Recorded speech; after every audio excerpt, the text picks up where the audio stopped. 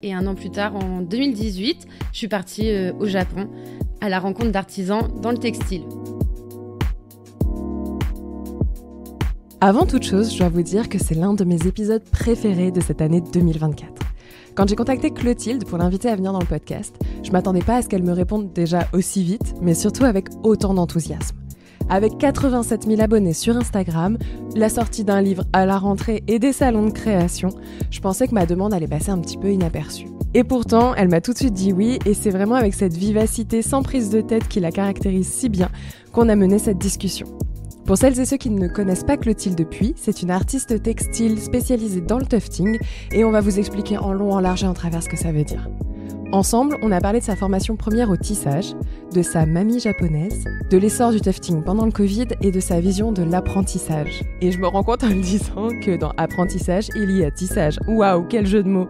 Ça introduit très bien cette conversation. Je suis Chloé et vous écoutez le Clo-Clo Club, le podcast sur la créativité. Salut Clotilde! Hello! Bienvenue dans le Clo-Clo Club. Franchement, en s'appelant Clotilde, c'était plus qu'adapté. Tu sais qu'il y a de plus en plus de personnes qui pensent que je m'appelle soit Chloé, soit Clotilde. C'est la première fois que ça m'arrive. Hein. J'étais persuadée que tu t'appelais Clotilde au début et j'ai dû aller en bas de ton mail pour voir que c'était Chloé. Et je me suis dit, une chance sur deux. Tu es artiste textile spécialisée dans le tufting. Oui, ça c'est le titre, l'intitulé officiel. Exactement. Moi, je te suivais sur Instagram pour tes contenus hyper colorés. Mais est-ce que tu peux compléter cette présentation pour les auditrices? Pas forcément en parlant que de ton métier d'ailleurs, mais un peu toi. Donc, je m'appelle Clotilde, je suis une artiste textile spécialisée dans le tufting. Ça va faire maintenant 4 ans que je me suis lancée en indépendante et ça va faire plus de 10 ans que j'habite à Paris. Tu viens d'où à la base? En fait, l'histoire, pour la faire courte, je suis née à Asnières-sur-Seine. Ouais. Ensuite, j'ai été déracinée d'Asnières-sur-Seine pour aller en Charente-Maritime. J'aime bien dire ça. Et après, je suis revenue dès l'âge de 18 ans parce que c'était mon objectif numéro 1 de revenir à Paris. Mais maintenant, j'ai qu'une hâte, c'est de pouvoir partir un jour, évidemment. La classique. Ouais. Je me suis permise de te poser la question parce qu'on a un petit peu parlé avant d'enregistrer de Paris et du fait que tu avais un atelier à Paris, des loyers parisiens quand on est indépendant et de tous ces beaux sujets qu'on va aborder pendant l'épisode. Mais pour ça, il va falloir que je te donne ta petite citation. J'ai choisi exprès pour toi, elle m'a fait penser à toi. Je t'invite à nous la lire et à me dire à quoi ça t'a fait penser. Bon, j'espère que je vais la comprendre. Hein. Déjà, je connais même pas l'écrivaine, zut. Moi non plus. Ok, bon, ça me rassure. Les modestes joies qu'on se tisse dans la couleur du temps qui passe, tout cela ressemble étrangement au bonheur. C'est trop beau, c'est très beau. Alors, c'est très beau et très poétique. C'est très poétique, j'adore la poésie en plus, parce que c'est libre d'interprétation, et je l'aime beaucoup, trop bien. Qui est cette écrivaine ? Alors, c'est une écrivaine canadienne, de ce que j'ai vu, car pour être tout à fait honnête, j'ai tapé citation tissage sur Google. Ah, et t'as eu les sites des citations, là, ça existe toujours. Et je suis farcie toutes les citations. Et en fait, quand j'ai lu celle-ci... J'adore.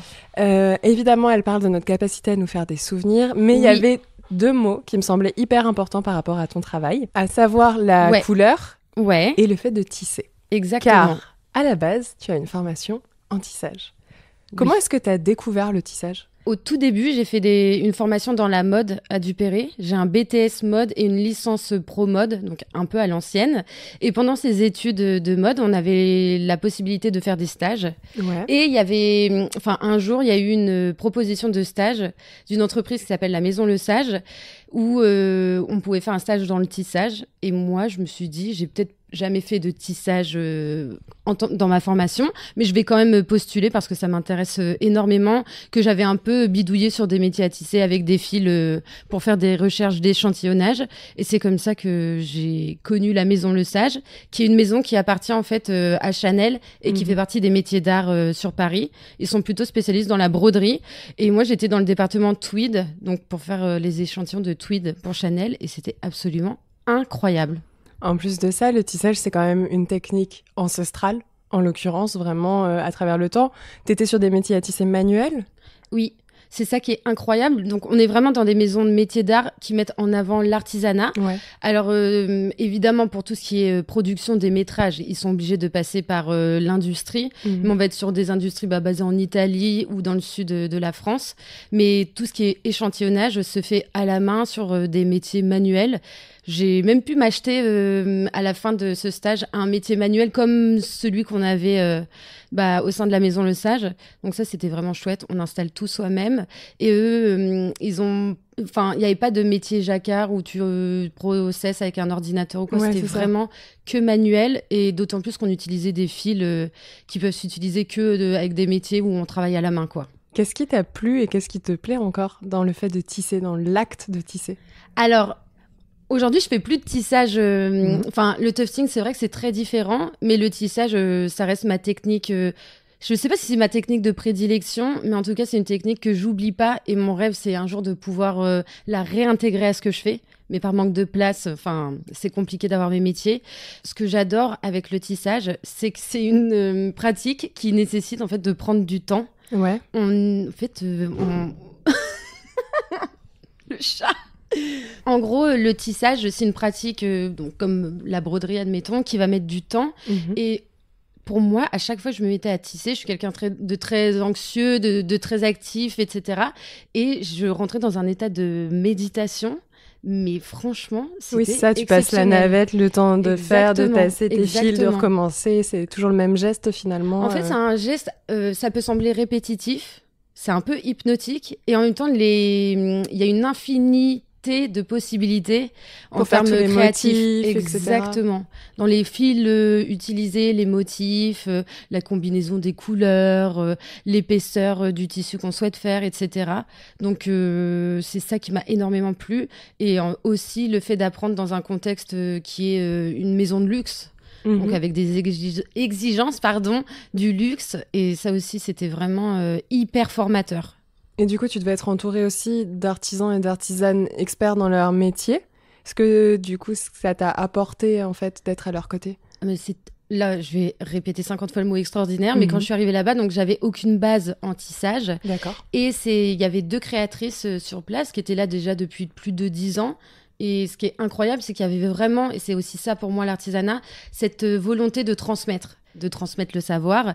Et c'est ça qui était hyper chouette pour moi. J'avais, 22, 23 ans. J'étais un peu perdue et effrayée, mais en fait, elles m'ont vraiment accompagnée sans être... parce que dans la mode, ça peut être un peu ça. Parfois, on attend de toi que tu saches déjà tout faire parce qu'il faut aller vite et qu'on n'a pas le temps de t'expliquer. Enfin, je l'ai vu à certains endroits, dans certaines maisons.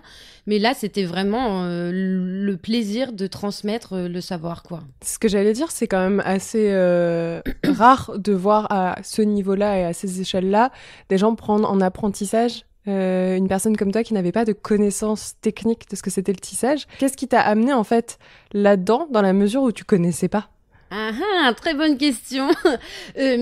Alors... Pendant mon BTS, j'ai fait un stage absolument horrible. Allez. Vraiment. Je vais balancer. Ouais, mais ça compte, les expériences comme ça aussi. Je trouve qu'on n'en parle pas assez, mais ça t'aide à savoir vers quoi tu as envie d'aller derrière, quoi. Exactement. Même si c'est pas agréable sur le coup.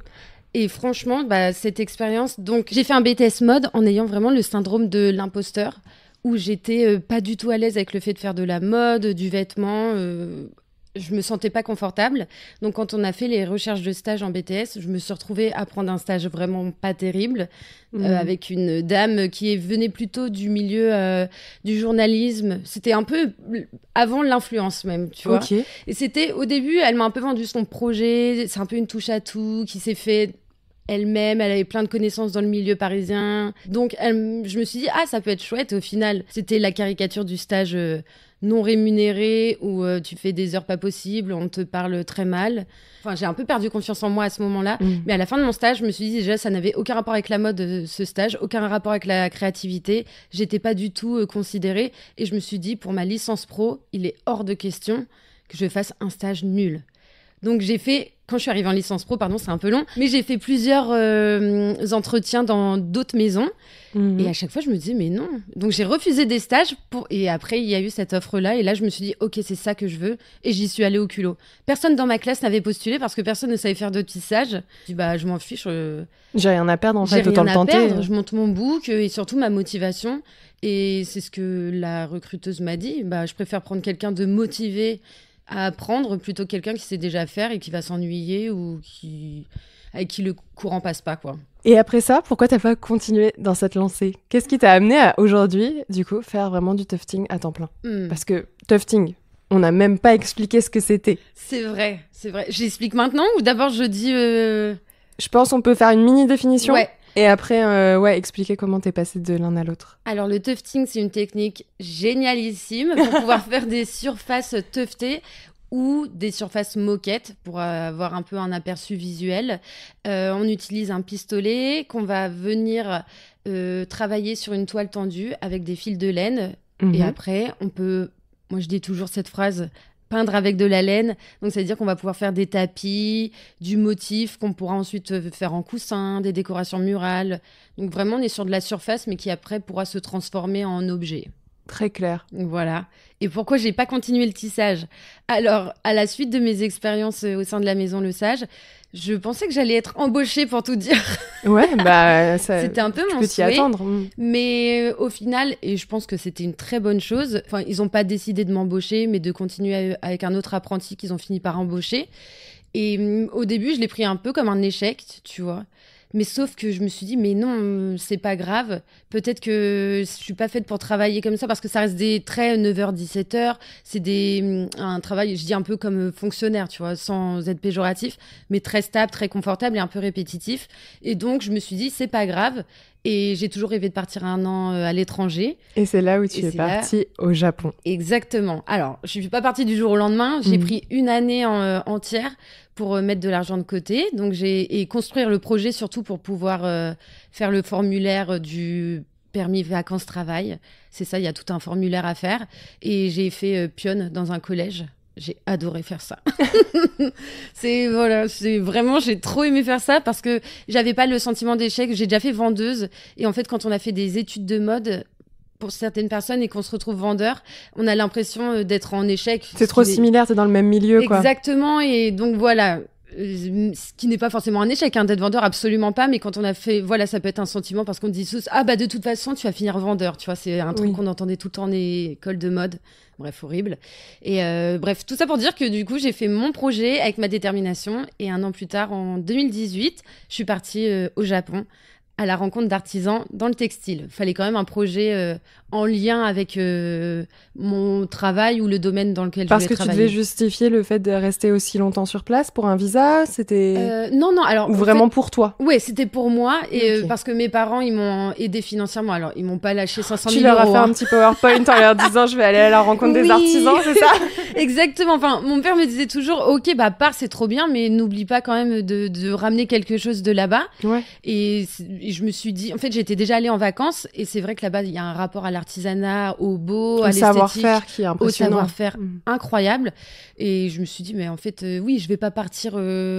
J'aurais pu partir, par exemple, en Australie, parce que c'est très connu pour le PVT, mais aucun rapport avec mon domaine de compétences. Et puis, j'avais adoré le Japon la première fois, donc c'était tout choisi. Ça m'amène toujours pas au tufting, parce qu'au Japon, c'est pas ça que t'as fait du tout. Toujours pas, non. Tu as rencontré donc des artisans, des artisanes. Attends, j'avais pris des petites notes parce que pour le coup, je voulais pas écorcher les noms. Oui, c'est un peu spécifique. Tu as notamment rencontré alors une artisane. Oui. Keiko Fukui. Exactement. Allez, ça va, la prononciation est à peu près. Et avec laquelle tu as fait, alors là je vais pas tenter le nom japonais, mais je pense pour les auditeuristes, si vous imaginez les grandes banderoles en forme de carpe dans lesquelles le vent passe. Oui, c'est ça. Les koinobori, ça s'appelle. Voilà, je laisse l'experte parler. Non. Et du coup, tu es resté un peu plus longtemps avec elle en particulier. Comment s'est fait la rencontre et qu'est-ce que tu as appris à ses côtés? Oui, j'ai eu trop de chance parce que j'ai mis du temps avant de la rencontrer. En fait, je suis arrivée vraiment en septembre. J'ai passé 4 mois à Tokyo. Mais Tokyo, c'est Tokyo, donc c'est comme une grande ville. C'est compliqué d'avoir des relations, en tout cas dans ce genre de domaine. Et après, je suis allée à Kyoto, qui est réputée donc, pour les savoir-faire traditionnels. Et c'est de bouche à oreille, mais vraiment genre le genre de truc où tu peux pas imaginer. Un collègue de ma mère en France connaissait des chapeliers basé à Kyoto qui connaissait une dame qui venait d'être veuve. Et en fait, ils se sont dit, on va faire cette connexion parce qu'ils avaient entendu parler que je cherchais un endroit où faire une activité artisanale. Et ils nous ont mis en contact. C'est trop drôle. Tes parents, ils sont dans le milieu ma mère, pas du tout. Ma mère, elle travaille dans la fonction publique. Oui, donc rien à voir. C'est vraiment juste les bons contacts. C'est incroyable. C'est vraiment par bouche à oreille. Et j'ai rencontré cette dame et c'est comme dans un film, je sais pas, de Miyazaki ou de Koreeda, avec cette femme qui venait de perdre son mari, donc c'était hyper touchant. Et pour pas qu'elle se retrouve trop seule, moi j'étais un peu là avec elle et elle me transmettait le katazome, c'est la technique traditionnelle de teinture qu'on a fait ensemble dans son atelier. Elle habitait à Kyoto, mais elle avait un atelier en périphérie de Kyoto, dans les montagnes. Je te dis, vraiment, comme dans un film. C'était incroyable. T'es restée avec elle combien de temps ? Plus de 3 mois, je crois. Voilà. Donc, où toutes les semaines, on allait 3 jours par semaine dans son atelier à la campagne. On dormait côte à côte sur le tatami. Je l'entendais ronfler, j'en pouvais plus. Je m'étais acheté des boules caisses où elle me faisait à manger. Mais je te dis, mais comme dans les films où c'était trop, trop bon. Et c'était chouette. Il y a eu des moments où c'était dur parce que t'es avec quelqu'un que tu connais pas et en même temps, elle était dure un peu comme une grand-mère japonaise. Tu vois, je l'appelle ma grand-mère japonaise. Elle était parfois sévère et un peu... c'est, je pense, la plus belle expérience de toute ma vie. Parce que c'est peut-être un énorme cliché. Et d'ailleurs, c'est un énorme cliché, ce que je vais dire très certainement. Il y a un peu cette image aussi au Japon d'avoir un sens de l'accueil et de la politesse vraiment très très poussé, très codifié, très important. Mais pour autant, ils ont aussi du mal avec les étrangers. Et le fait qu'elle accepte de te passer un savoir-faire traditionnel, local... Oui. Enfin, il y a quand même un niveau de confiance et un message très fort aussi dans juste cet acte de passation de connaissances. Complètement. Après, c'était une personne qui, depuis toujours, était tournée vers l'étranger. D'accord. En sens général du terme, qui avait beaucoup voyagé. Elle faisait partie, des Japonais qui sont hyper tournés vers les étrangers.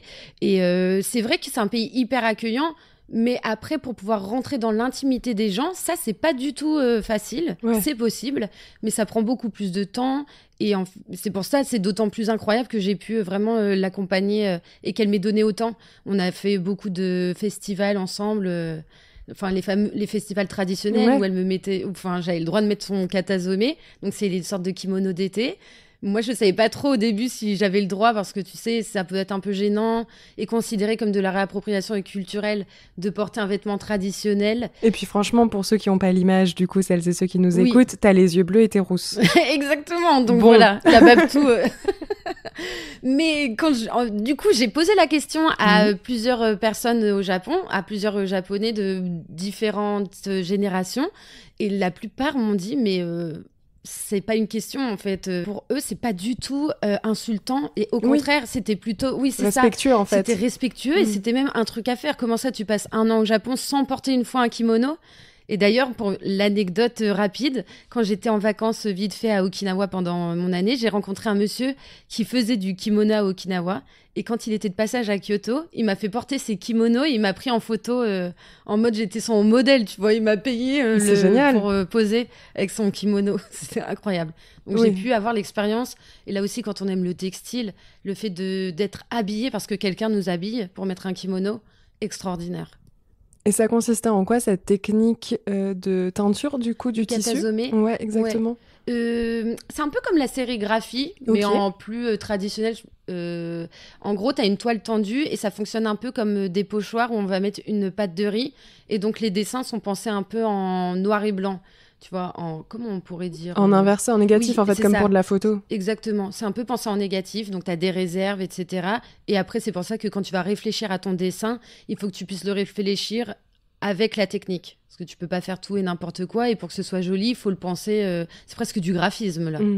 Et tu es revenue ensuite en France ? Oui. On fait vraiment le parcours du héros, là, depuis classique. Le début. J'adore. Non, mais c'est trop intéressant. Non, mais moi, j'espère qu'en tout cas, ça pourra inspirer des personnes de se rendre compte qu'il n'y a pas que les études classiques ou quoi. Et puis d'aller se nourrir aussi d'autres coutumes et savoir-faire, encore une fois. Exactement. Ces échanges-là, ils sont hyper importants. T'es revenue en France, t'avais du coup tout ce bagage avec les personnes que tu as pu rencontrer, donc artisans, artisanes. D'ailleurs, vous parliez en japonais, t'avais appris le japonais pour l'occasion ou Attends, j'avais pris quelques cours de japonais, donc je parlais aussi bien japonais qu'elle me parlait bien anglais. Donc c'est vrai que tu dis qu'il y a un langage universel qui se crée. T'arrives à comprendre la personne pour passer 3 mois avec. Quoi. Exact. Tu vois, on pouvait parler de culture et tout, alors ça pouvait être frustrant ou on parlait pas pendant des heures, mais il y avait quand même... l'échange, il se faisait, quoi. Et après, quand je suis revenue en France, évidemment, j'étais hyper déprimée parce que tu reviens d'une année comme ça. T'as pas de bagage à la clé, tu vois, j'enchaînais sur rien. Oui, c'est ça, le choc, il a dû être assez fort aussi à ton retour. C'était très difficile de revenir. Je pense pendant 3 mois, j'étais vraiment perdue. J'ai bien saoulé mon entourage avec des questions existentielles. Mais ensuite, j'ai fait une micro-formation pour apprendre à monter son business. C'était à la Chambre des métiers d'art et de l'artisanat. Ouais. Pas du tout, pardon. C'était où? Attends, à Arts et Métiers, il y a un bâtiment dans lequel on peut apprendre. Attends, le BDMMA? Non, c'est pas Non, celui-là? Bureau du design, mode et métiers d'art? Non, comment ça s'appelait? Essam Entreprendre. Alors, attends, j'ai fait une formation d'entrepreneuriat sur quelques mois par Essam Pépite Entreprendre, qui était à Arts et Métiers. Je me souviens plus le nom du bâtiment, mais c'est vraiment les bâtiments d'Arts et Métiers où tu peux faire des formations. Et j'avais pas encore de projet précis. Je me suis dit, je vais me lancer dans le tissage vu que je ne connaissais pas encore le tufting.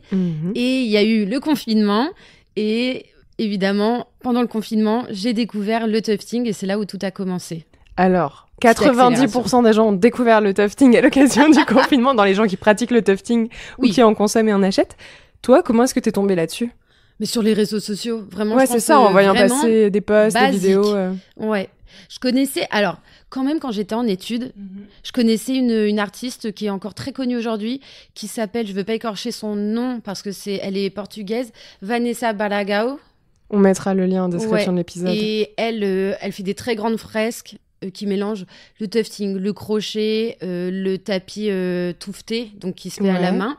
Et à l'époque, un de mes camarades de classe m'avait parlé du fait qu'elle utilisait un pistolet, mais dans mes souvenirs, ça coûtait 2 000 € le pistolet.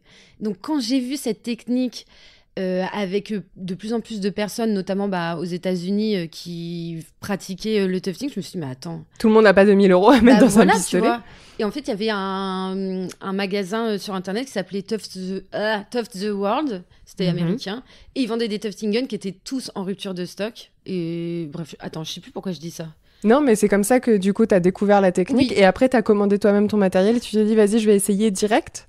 Oui, j'ai commandé mon matériel. J'ai pris des renseignements auprès d'une fille qui s'appelle Manon Davier, qui est aussi une artiste textile, spécialisée dans le tufting, dans le crochet, qui fait des choses absolument magnifiques. Et elle avait déjà commencé le tufting quelques mois auparavant. On a un peu échangé parce qu'à l'époque, tu pouvais acheter ça sur le site américain qui était en rupture de stock ou sur AliExpress. Ouais, ok. Donc, c'était vraiment le stress total. Et au final, je l'ai acheté sur Etsy. D'accord. C'était Etsy. Ça venait de Corée. Je pense que ça a mis un gros mois à arriver. Et après, j'ai eu la machine entre les mains. Et à l'époque, tu n'avais aucune ressource sur Internet. Donc, tu as juste essayé, fait des nœuds et exactement. Comprendre comment ça marche. J'ai testé, je me suis plantée, j'allais dire. Non, mais j'ai fait toutes les erreurs. C'est pour ça qu'aujourd'hui, quand je donne des cours de tufting, ou des ateliers, et que les gens se disent « Ah, j'ai peur », je dis « T'inquiète pas, il n'y a pas une erreur que tu vas faire que je n'ai pas déjà faite avant. » Parce qu'en fait, moi, j'avais aucune ressource. Donc, j'ai fait tout ce qu'il fallait pas faire. Et en même temps, ça m'a permis de progresser. Et je suis fière de moi de me dire que je me suis accrochée. Parce que le tufting, c'est pas si simple que ça en a l'air. Déjà, c'est hyper physique. Et puis, ça demande aussi, finalement, plus de matériel que juste le pistolet dont tu viens de parler. C'est quoi un peu les indispensables pour se mettre au tufting? Les indispensables, donc tu as le pistolet. Aujourd'hui, tu peux en trouver à moins de 200 €. Donc ça va maintenant. Avant, c'était plus 300. Donc tu as le pistolet, le cadre que tu peux acheter en petit format ou te construire le cadre toi-même si tu veux un grand format. De la toile de moine, ça c'est la toile spécialisée dans le tufting. On ne peut pas utiliser autre chose. Ça coûte cher. La laine, par milliers, ça coûte cher également. De la colle, après chacun utilise un peu la colle qui colle souhaite. À moquette, ce genre de choses. Colle à moquette, colle latex. Le tufting, ensuite on a tous un peu nos trucs et astuces, les matières qu'on préfère utiliser ou pas, mais ce dont on aura le plus besoin, c'est ça, le tufting gun, le cadre, la laine et une tondeuse. Et après des paires de ciseaux et compagnie. Et tu disais, c'est plus dur que ça en a l'air, donc physique, évidemment, parce que j'imagine que rester debout avec le pistolet, en plus, c'est quand même un certain poids. Tu dois faire attention à ton geste. Le fait est que, du coup, tu vas tisser, bande par bande. Tufter, du coup, oui, j'allais dire, j'ai pas le mot, en fait, en français qui pourrait... Je pense qu'on dit tufter parce que touffetage, tu vois. Ok. Enfin, Dis-toi que pour en avoir discuté avec d'autres personnes, j'attends un ou une historienne de l'art fasse des recherches en fait sur le tufting. Parce que si on me demande d'où vient le tufting, c'est très difficile de dater. Par exemple, d'où vient la première machine à tufter? Moi, j'en sais rien, tu vois. Et puis parce que ça aurait pu aussi être fait manuellement à l'aiguille ou autre. Tu parlais des tapis et ce genre de choses. C'est une autre technique aussi. Avant, tu avais une technique, l'ancêtre du... Enfin, on dérive un peu, mais du pistolet à tufter. J'en ai acheté un jour. C'est vraiment manuel. Tu viens mécaniquement poinçonner. Tirer, en fait. Et voilà. Ça, mon Dieu, mais pour le coup, c'est vraiment... C'est horrible à utiliser. Au bout de 15 minutes, tu as des crampes au bras. Mais bon, bref, juste pour parler en fait du côté historique du tufting. Et pour revenir au tuvetage et au fait que ce soit physique, c'est vrai que c'est... Après, c'est comme toutes les activités d'artisanat, tu vois. Dans la céramique, c'est pareil. C'est la répétition du geste, les positions qui font qu'on se fatigue. La tendinite, c'est un peu le lot commun des tufters, tu vois, tuftereuses. Même au-delà du physique, quand je dis que c'est pas si simple que ça en a l'air, c'est que la technique, en vrai, elle est assez facile à prendre en main une fois qu'on a les bases. Mais si tu as envie d'aller dans un design poussé et dans des finitions le plus parfaite possible, c'est là où ça se complique. Plus tu vas mettre du détail, plus tu vas vouloir avoir un design un peu complexe, travaillé, et plus il va te falloir en fait pratiquer et vraiment pratiquer, persévérer. Et c'est pour ça que c'est une technique qui demande quand même vachement de rigueur. Parce que tu as quand même la réalité de la toile qui fait que tu ne peux pas faire 1 milliard de superpositions, qui est quand même finalement assez quadrillée comme la broderie d'une certaine façon. C'est que tu peux pas faire n'importe quel point à n'importe quel endroit, par-dessus un autre, et faire attention pour bien penser tes couleurs et ton motif en amont.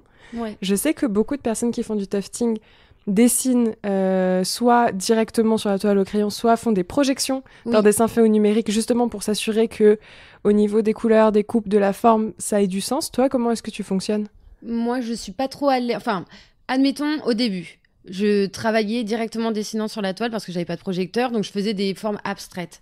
Maintenant, je préfère largement utiliser le projecteur, justement, enfin, tout simplement parce que ça facilite la tâche. Tu prépares tes dessins en avance. Oui, quand t'as un même motif en plus à faire plusieurs fois, c'est beaucoup plus simple. Après, moi, je travaille pas trop. Enfin, ça dépend. Là, je vais le faire pour un marché, mais généralement, j'aime pas trop travailler en répétition parce que, enfin, de toujours faire les mêmes motifs. Je l'ai fait de temps en temps. Pour Lacoste, par exemple, pour des marques, en fait, quand il y a des commandes plutôt. Juste pour des commandes, Lacoste ou une OBHV, j'avais fait, je sais plus, 100 champignons, j'en pouvais plus.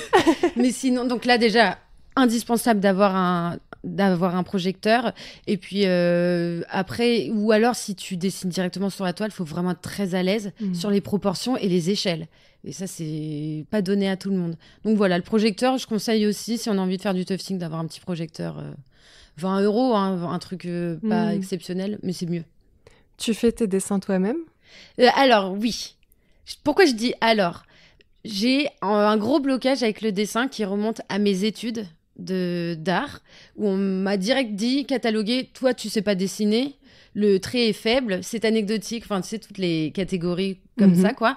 Donc, comment j'ai fait? Au début, je recherchais un peu, tu vois, des dessins, genre... Enfin, pas des dessins, j'ai toujours évité de chercher des dessins d'autres personnes, mais sur Pinterest, un peu, tu vois, les banques d'images où tu peux après venir t'inspirer pour les contours. Ouais, parce qu'il y a beaucoup de gens, en vrai, qui te font, j'en sais rien, on parlait de Miyazaki tout à l'heure. Oui, ouais. 1 milliard de motifs tirés de Miyazaki. Ouais. Et tu dis, bah déjà, pour des questions de droit, c'est pas alors top. Ça, du coup, jamais. Je pense que j'ai déjà fait 2 Totoro en étant...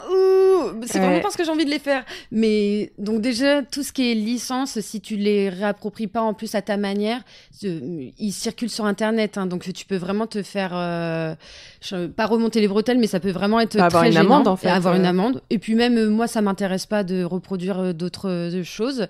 Donc qu'est-ce que je faisais? Bah voilà, je partais de motifs. T'as pas mal de choses hyper intéressantes que j'aime bien. C'est les motifs pour tout ce qui est broderie, patchwork, etc. Un peu vintage. Donc moi, j'aime bien partir de ça. Ça peut être des bases hyper chouettes. Et après, ce que je faisais, c'est que j'ai trouvé ma manière de dessiner, c'est de prendre différents éléments et après, j'en fais des collages qui créent ensuite mon propre dessin. Je sais pas si c'est assez compréhensible.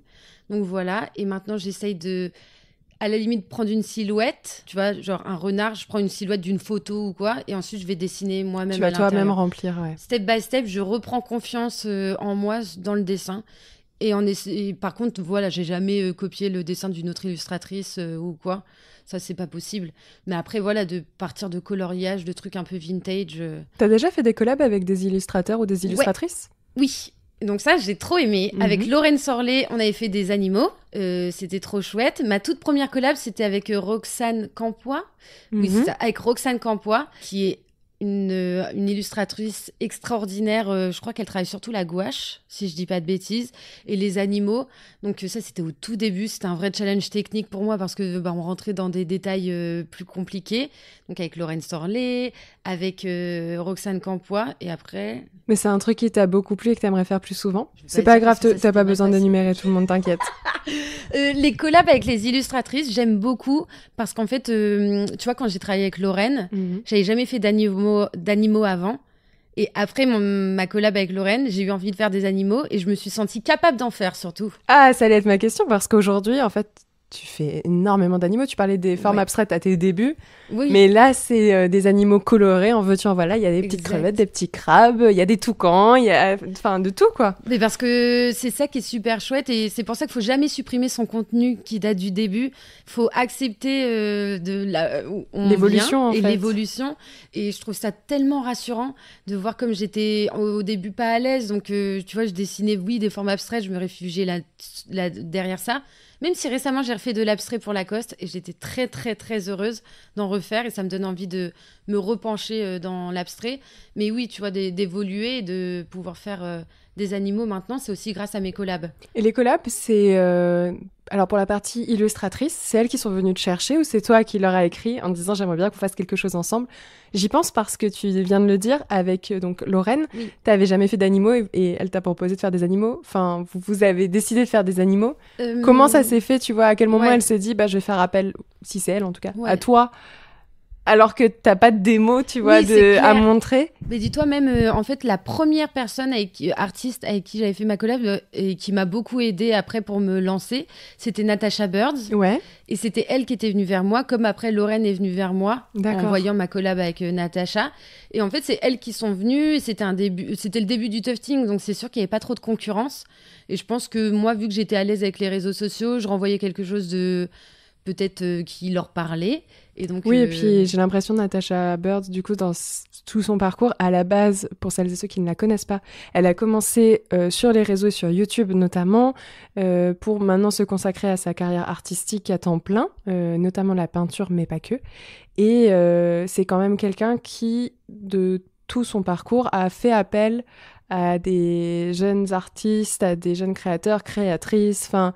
Voilà, qui est quand même assez forte sur la partie curation pour aller chercher, s'en entourer aussi et les mettre aussi en avant à travers de elle, son contenu. Natasha, c'est quelqu'un de super généreux.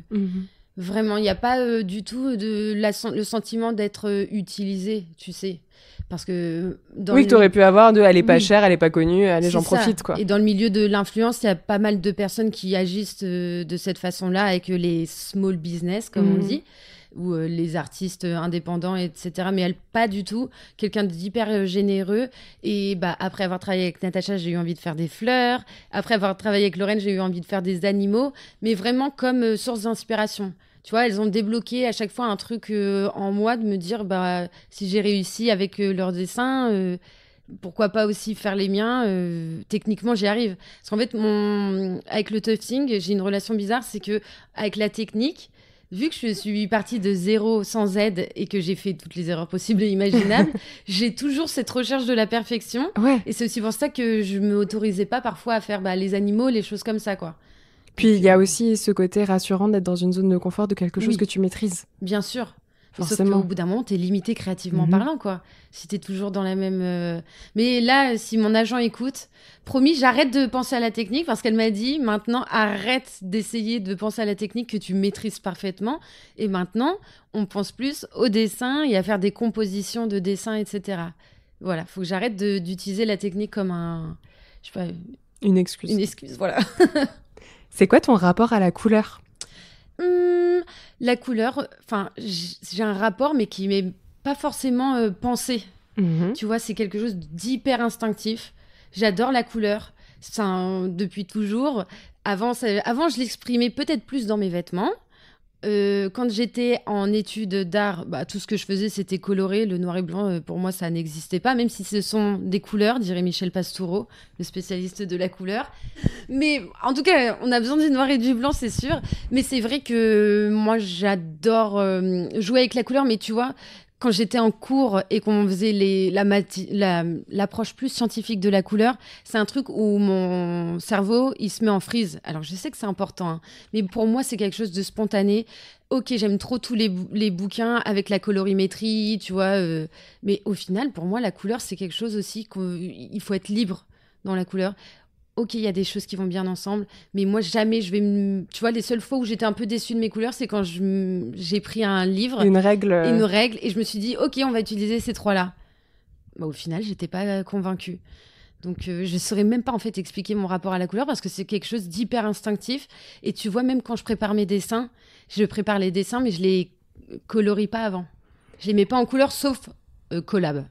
Et du coup, dans le livre que tu as publié là, à cette rentrée de septembre 2024, tu donnes des conseils pour se mettre au tufting avec des modèles plutôt animaliers, si je dis pas de bêtises. Des animaux. Que des animaux. Et tu ne donnes pas de contraintes sur la couleur. Oui. Au contraire, tu fais attention aussi à un peu les règles que tu donnes. Comment est-ce que tu l'as abordé, ce livre ? Donc, ce livre, c'est grâce à mon agent. Encore. Dédicace. Quand on s'est rencontrés, je lui ai dit mon rêve c'est de faire un livre, mais il existait déjà à l'époque 2 livres très bien sur le tufting en français. Donc forcément ça reste une technique assez niche, donc on va pas sortir 40 000 bouquins. Et elle m'a dit il y a une collection qui s'appelle Artist Academy chez Créapassion, ça peut les intéresser, sauf qu'on prend juste un sujet qui te plaît, genre les animaux, et à partir de là on construit. Donc déjà c'est un livre où il fallait faire 20 tutoriels parce que c'est la collection qui le demande en fait. Du coup, ça s'inscrivait dans une série de livres chez Créapassion, c'est ça ? Oui, c'est des livres de tutos par des artistes qui sont d'ailleurs tous et toutes assez chouettes. Donc, tu as de la pastel, etc. Donc, 20 tutoriels pour apprendre pas à pas une technique avec plein de niveaux de difficulté différents. Donc, tu as des choses hyper simples, des choses un peu plus compliquées. J'ai quand même essayé d'être abordable pour que tu puisses faire le premier tuto, mais aller jusqu'au bout et faire ensuite un truc plus compliqué. Faire différents formats, des coussins, des dessous de verre. Et dans des animaux, avec certains avec des lignes beaucoup plus simples, genre très kawaii, très simples, et d'autres un peu plus détaillés, mais en restant toujours dans mon style. Ça reste assez des aplats de couleurs. Tu as utilisé le terme kawaii. C'est quoi l'influence du Japon dans ce que tu fais aujourd'hui ? Ouais, kawaii. Je sais pas si c'est dépréciatif d'utiliser le terme kawaii. Moi, j'aime bien les choses mignonnes et qui rendent C'est juste une traduction, ouais. Enfin, tu dis mignon en français, c'est la même chose. Oui, voilà. Donc, j'aime bien les choses mignonnes. Et j'ai mis une phrase sur les réseaux sociaux, c'est kawaii à l'extérieur et dark à l'intérieur. En fait, oui, ce que je fais, c'est très kawaii, très mignon. Après, j'estime que l'habit ne fait pas le moine, tu vois. Tu parlais de ton anxiété tout à l'heure derrière, voilà, de plein d'autres choses. Enfin, t'es quelqu'un de plus profond que ça, quoi. Oui, tu vois, je suis pas que Heidi, tu vois. Des petits animaux mignons. Même si j'adore tout ça. Ouais. Mais justement, tout ce qui concerne le monde, ça me préoccupe énormément. Et même tout ce que je consomme en termes de culture, j'aime bien les choses avec beaucoup de réflexion. Donc, à l'inverse, dans ce que je vais créer, j'ai besoin en fait que ce soit un espace où je peux juste pas faire abstraction, mais donner quelque chose de plus de légèreté, de légèreté, de presque naïf. Et ça, j'ai pas du tout de mal avec ça. Et c'est peut-être un pied de nez aussi à mes études.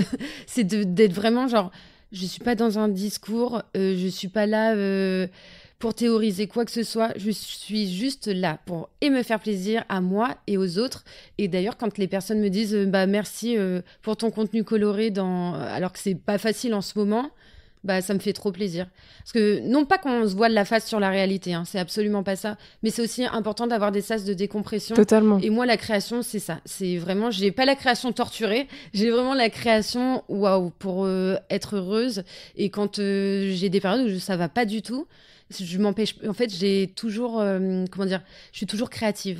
Malgré le fait que ça aille pas, il y a des personnes, je sais que c'est pas possible. Mais en fait, vu que moi, c'est un endroit ressource, j'ai pas ce problème-là et c'est une grande chance. Ça te fait une soupape de décompression, mais en même temps, c'est quoi ton approche aussi plus éco-responsable du tufting ? Parce que du coup, tu as énormément de chutes de laine quand Oui. tu produis.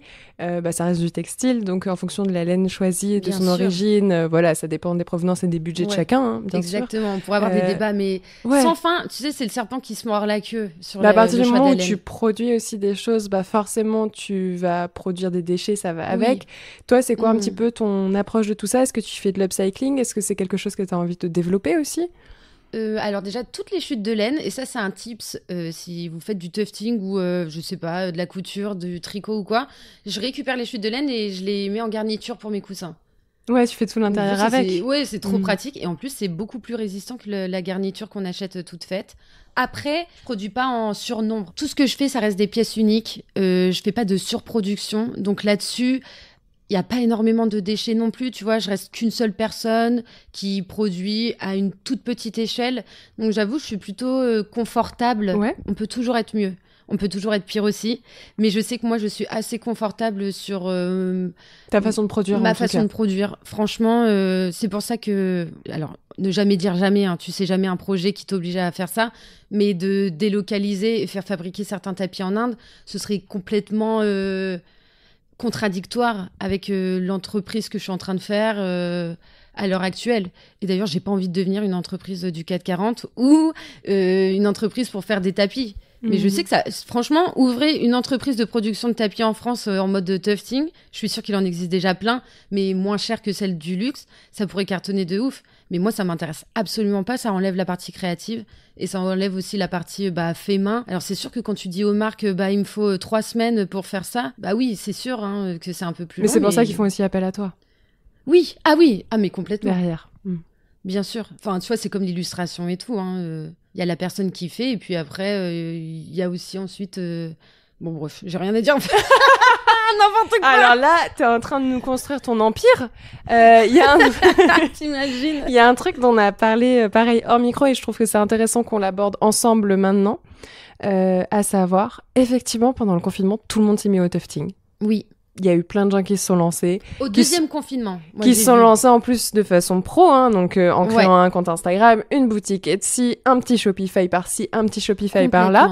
Et après, qui ont mis la clé sous la porte ou ont arrêté de même. Et ça s'est essoufflé d'un coup. Il y avait une période où on envoyait sur tous les marchés de créateurs, maintenant un peu moins. Toi, pourtant, ça continue. Non, mais comment est-ce que tu as traversé cette période un peu de creux de la vague, quoi? Ouais, je trouve ça hyper intéressant.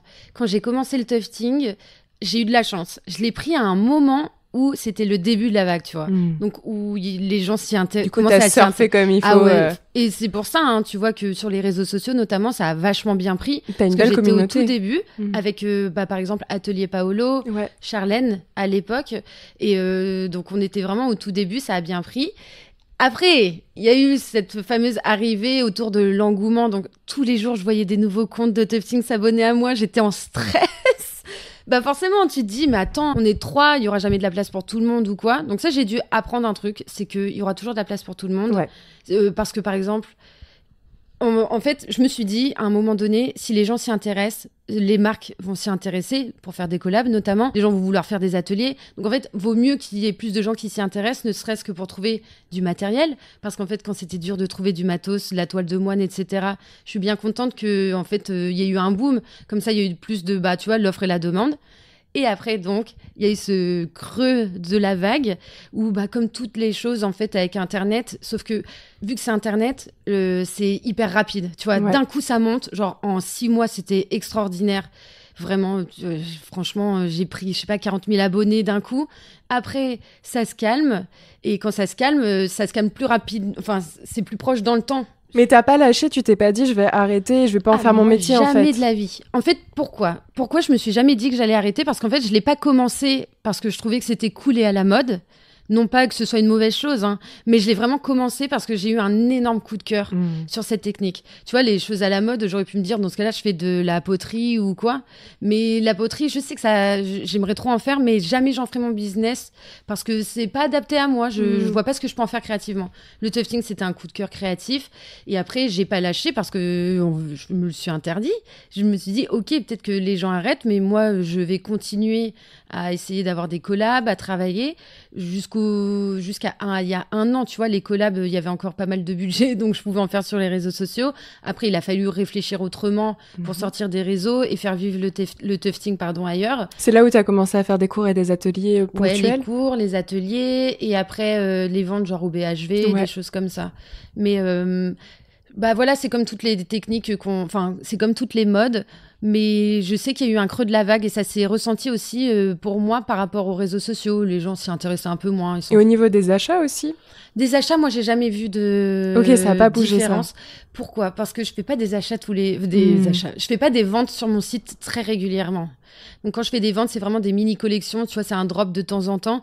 Donc si tu préfères, j'ai pas un modèle entrepreneurial où je peux voir OK, il y a une baisse parce que les gens ils s'y intéressent plus trop.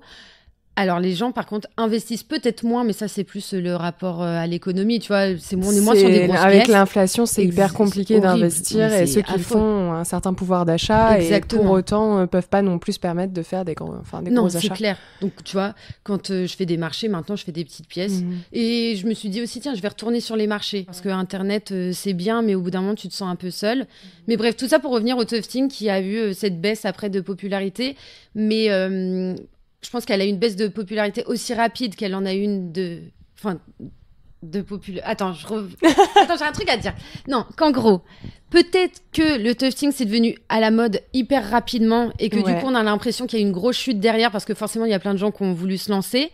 Mais je reste persuadée que c'est comme les techniques du style la broderie, pourquoi pas, je sais pas, le ça graphe, revient la toujours peinture. À un moment et ça reste en fond de toute façon. En fait, c'est là et c'est pour durer parce qu'il y aura toujours des personnes qui vont adorer le tufting. Par contre, c'est sûr que le tufting, ça nécessite de l'investissement et de l'espace. Tu vois, c'est pas aussi facile que de faire facile, non, mais comme le crochet où t'as juste entre guillemets besoin de laine et d'un crochet. Au début, tu sais ce qu'on me disait, le tufting, mais tout le monde en fait. Après, qu'est-ce qu'on m'a dit, le tufting, il y a de moins en moins quand même en ce moment de tufting. Mais non, en fait, c'est juste comme toutes les techniques, on va jamais dire ça à quelqu'un qui fait de l'illustration. Mais tout le monde fait de l'illu, non? Enfin, tu vois, ce serait. En fait, on va le dire selon les périodes où c'est à la mode ou pas. Et encore une fois, la mode, c'est plutôt les périodes où c'est consommé. Exactement. Mais c'est sur des modèles de consommation qui fonctionnent hyper vite. Et tu disais sur Internet, t'en as un bon reflet de voir des choses s'écrouler du jour au lendemain. Bien sûr, c'est clair. C'est normal. Enfin, et ça va avec. C'est à toi de t'adapter. Ça, c'est. Comment tu gagnes de l'argent aujourd'hui? C'est ça. Je trouve que nos générations, malgré ce qu'on peut croire, on est d'une force d'adaptation, je pense, assez incroyable. On n'a pas le choix. On n'a pas le choix. Et en fait, on est tout le temps... Et en plus, quand tu es indépendant, tu es tout le temps en réflexion. Comment je peux gagner de l'argent pour vivre? Donc, j'ai fait des ateliers, j'ai fait des ventes sur mon site, j'ai fait des collabs, que ce soit pour les réseaux sociaux ou en direct avec les marques en leur faisant des tapis. J'ai fait de l'événementiel. J'ai fait... Maintenant, vu qu'il y a un peu moins d'argent du côté des marques, je reprends les marchés, tu vois, que j'avais complètement délaissés. Et ton agent t'aide sur la partie création de contenu, influence avec des marques? Elle m'aide sur tout. Plutôt. Vraiment, c'est un agent... alors, c'est une agence artistique qui s'occupe principalement d'illustratrices à la base. Donc, c'est pas du tout une agence d'influence. D'ailleurs, c'est autre chose. Et elle me pousse vraiment à aller même en dehors d'Internet parce qu'en fait, il faut perdurer dans le temps. C'est ça. Voilà. Donc, elle va m'aider à tout ce qui est négociation de contrats, démarchage et tout. Donc là-dessus, c'est hyper chouette. Et je me sens moins seule aussi d'avoir quelqu'un... Oui, d'être épaulée aussi sur ces trucs-là, même si tu as fait ta petite formation en entrepreneuriat. Oui, mais bon, tu vois... Ça suffit pas, quoi. J'ai fait la formation, mais jamais j'ai fait un business model pour ce que je fais. J'adore suivre les Américaines qui sont très fortes là-dessus. En small biz artisanal, d'artisanat. Mais faudrait que je prenne le temps et qu'on prenne tous et toutes le temps de se poser pour parfois réfléchir un peu. En même temps, il faut être spontané et faire... on est des créatifs. J'ai fait les choses avec sincérité au début et vraiment avec passion. Après, je suis pas une start-up, tu vois, donc c'est sûr que on n'est pas des start-up, donc le business plan, business model ou je ne sais quoi, c'est bien quand tu as besoin d'avoir des fonds d'investissement, que tu vas rencontrer les banques, les investisseurs, etc. Moi, c'était pas du tout le cas, donc c'est sûr que je pouvais être beaucoup plus spontanée et avec moins d'attentes économiques, entre guillemets, bien entendu. Même si tu as quand même, du coup, un atelier partagé à Paris. Alors, c'est un super bon plan et c'est une chance extraordinaire. J'ai eu par bouche à oreille, là encore, franchement, je me dis, parfois j'ai ma bonne étoile. Mais tout passe par les relations entre personnes, c'est fou. Et dites-vous que si vous n'avez pas de contact, on n'arrête pas de parler du réseau, etc. Oui, alors oui. C'est pas parce que vous n'avez pas de contact que vous pouvez pas vous en créer. Et surtout, comme pour ta mère qui avait un ami qui... Voilà. Tu peux tomber sur des opportunités où tu t'y attendais pas, quoi. En fait, dites-vous, on a toutes et tous des contacts et un réseau. En fait, on a tendance à croire que avoir un contact et un réseau, c'est forcément dans le milieu dans lequel on veut être. Ou dans les grandes villes aussi, ce qui est aussi facilitateur parce que tu rencontres plus de gens, évidemment. Ça, c'est sûr que les grandes villes, ça aide. Mais tu vois, ma mère, elle est à La Rochelle, quoi. Ouais, c'est donc, ça. Le contact pour le Japon, il vient de La Rochelle. Parlez autour de vous. Tu sais jamais, en fait, qui va penser à toi, parce qu'en fait, les gens, ils sont hyper impressionnés, au final, qu'on ait ces projets-là. Donc, ils gardent toujours... Ils ont envie d'aider un peu à leur manière. Et c'est comme ça que tu peux avoir, je sais pas, tu dis à ta tante qui va en parler à une collègue de travail, elle trouve ça génial. Ah, mais attends, j'ai un plan, tu vois. Et à l'inverse, quand vous avez un projet, ça peut aussi faire flipper et du coup, pas oser en parler. Ouais. Parlez-en, vraiment, allez-y. Faut en parler. Et j'ai quasiment plus de piles. Donc Oupsing. Je parle trop. Non, du tout. Non, en vrai, on a fait le tour de tous les sujets que j'avais envie d'aborder avec toi. Et pour terminer, petite question portrait chinois. Voilà, c'est comme au début, j'ai une petite question personnalisée en fonction de mon invité. Tu serais quoi comme animal ? Ah waouh, j'adore cette question. Je crois que à chaque moment de ma vie, j'ai changé de réponse. Là, en ce moment, ce serait quoi ? Waouh, un animal auquel j'aspire. Mon c'est Dieu, très bizarre comme question. Attends, c'est trop dur. Parce que j'ai pas envie de dire un truc nul. Ah mais non, mais je sais mon animal. Je suis trop bête. Le renard. Non mais. Ah bah quand même, qui est sur la couverture de ton livre en plus. Mais oui, le renard, c'est mon animal totem. Tu me poses la question évidente et je mets 10 plombes pour me rappeler qu'en fait c'est le renard. Je m'attendais à ce que tu répondes renard. Mais bien sûr, le renard, c'est déjà parce que mon chien ressemble à un renard, parce que j'ai une couleur rousse comme un renard, parce que je suis rusée comme un renard. Donc je trouve que c'est... Et en plus, j'ai un tatouage de renard que j'ai fait au Japon. Non mais... Et tu sais, ça s'appelle des kitsune au Japon, et j'adore ça parce que c'est une figure très ambivalente qui a à la fois des côtés très positifs, mais des côtés un peu sournois. Mais que t'as le même aspect dans les contes français. La figure du renard, alors à l'inverse du loup qui est très manichéen, pour le coup c'est le méchant, point. Alors que le renard, tu dois t'en méfier, quoi. Il peut être sympa, mais te la faire à l'envers. Exactement. That's me. Non, je rigole. Eh ben merci beaucoup Clotilde. Voilà. Merci d'avoir écouté cet épisode et encore merci Clotilde pour cet échange si intéressant. Je vous invite à aller découvrir son travail, je vous ai mis tous les liens en description de l'épisode.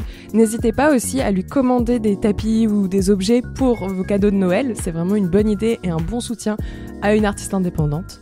Et si vous avez aimé le Clo-Clo Club, abonnez-vous sur la plateforme d'écoute que vous utilisez. Je sors un épisode par semaine, tous les mercredis. Ça vous permettra d'être tenu au courant.